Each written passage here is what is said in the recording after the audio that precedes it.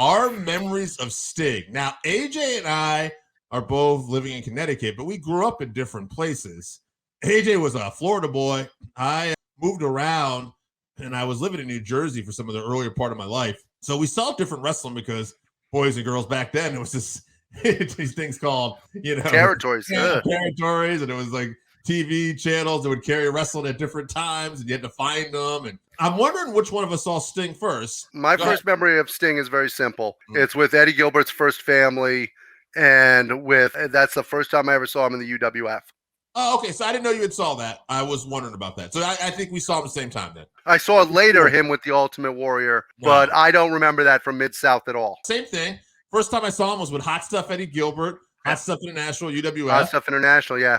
Yeah, and, big, imposing-looking guy, but he wasn't necessarily booked in any particular way that stuck out, but he ended up winning the tag titles with Eddie, and I caught my eye. And then the Crockett's bought out UWF.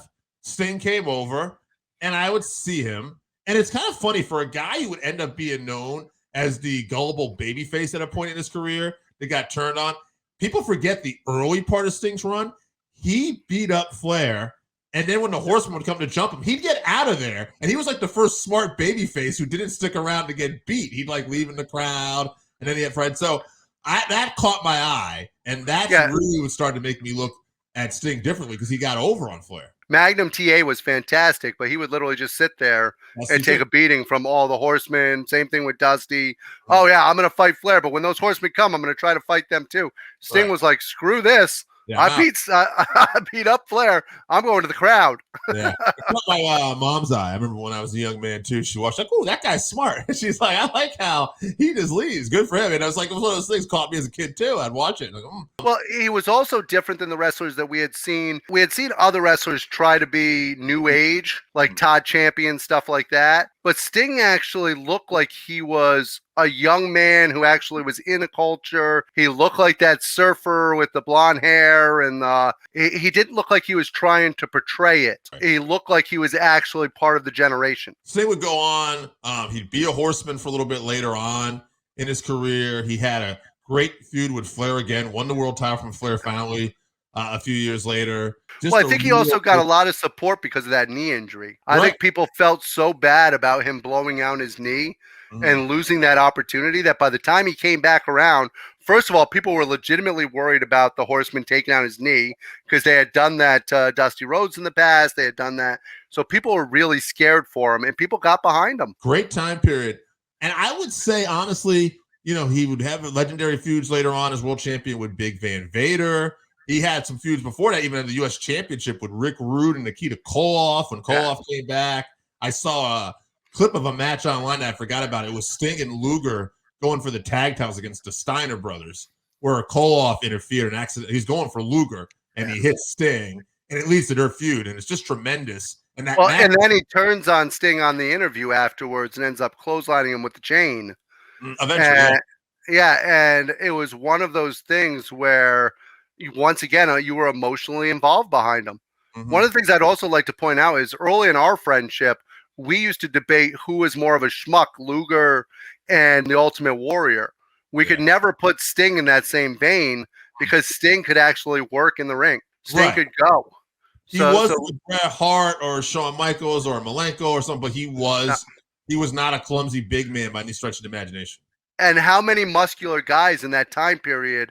And the reason why you couldn't compare him to those other guys is he was a big muscular guy. The fact that he could wrestle as much as he did was incredible. So then, I thought at this point he started to get a little stale when Hogan came into WCW, right? Because he had to take that back seat. And it's an interesting time because all the focus is on Hogan. And I think there's a lot of hardcore fans right now. They wanted Sting to beat up Hogan. They wanted to see him turn heel, possibly. And what ends up happening... Well, the thing is, Sting was your Hulk Hogan. Sting was your mega baby face, your Hulk Hogan. All of a sudden, Hogan comes in and Sting starts to play the patsy where he's like, "Oh, nah, man, Hulkamania." Yeah, and I want to say too, as we approach there, towards the end of his WCW, this was the most epic time in Sting's career because he does the Crow gimmick. It's totally something different. It's a year build, and it just wasn't seen at that point. Sting's not saying a word. And I remember going to like a WCW Nitro with Jeff, and even he said he was like a kind of semi-casual wrestling fan. And he was like, you would have thought Christ had entered the building. Like the building was shaking. I want to respond to something that I've heard through the years. Eric Bischoff has always said that the reason why Sting didn't get a longer run in his program with Hogan after the big match was because he came out looking pasty, didn't look jacked up and tanned. If he came out looking jacked up and tan, would that have looked like the Crow character? No, it doesn't make sense. I don't know. It doesn't logically make sense. What Bischoff should say when asked about that is, I was sucking Hogan's dick, so I had to give it to Hulk. Maybe Sting just looked out of shape. I don't know. Sorry, I may have went a little overboard there. I like Eric. I actually grown to really like Eric and listen to his opinions. But I do too. That is the only thing I really overly disagree with him is that if you're playing a character and you're playing this Crow character, the Crow is supposed to be somebody who literally came back from death. Let's talk about WCW closes down eventually after Sting has his epic run, right? We go to that. Sting goes to TNA and he has another run with Kurt Angle and Jeff Jarrett, and he does the Joker Sting for a little while. That Joker Sting might be my favorite Sting. And you think this guy's never gonna end up being the WWE, and he's gonna be that one great guy that always has never had that one great career. Yeah, I just think at the end of the day, and even though that WWE run wasn't great, that appearance at Survivor Series, that first ever appearance where no one saw it coming and the Crow music plays and he helps Dolph Ziggler pin the Authority, that's an epic showdown. It's unfortunate what happened, but then finally, after this guy leaves the AWA, WWE, and we think he's injured, not coming back. He comes to AEW in 2019. And then he does a cinematic match. So we're like, oh, well, yeah, he's injured. He had the broken neck. No. He can't wrestle anymore. Yeah, they can make a cinematic match work. But that'll be it. No, that's not it. He's diving off of balconies. This man is over 60 years old. Crazy. Diving off of balconies, doing things that somewhere Sting turned into Terry Funk. I don't know what happened. I don't know if he drank some of that Amarillo water, but he somewhere along the way he turned into Terry Funk. The difference is it does appear that he's going to know when to retire.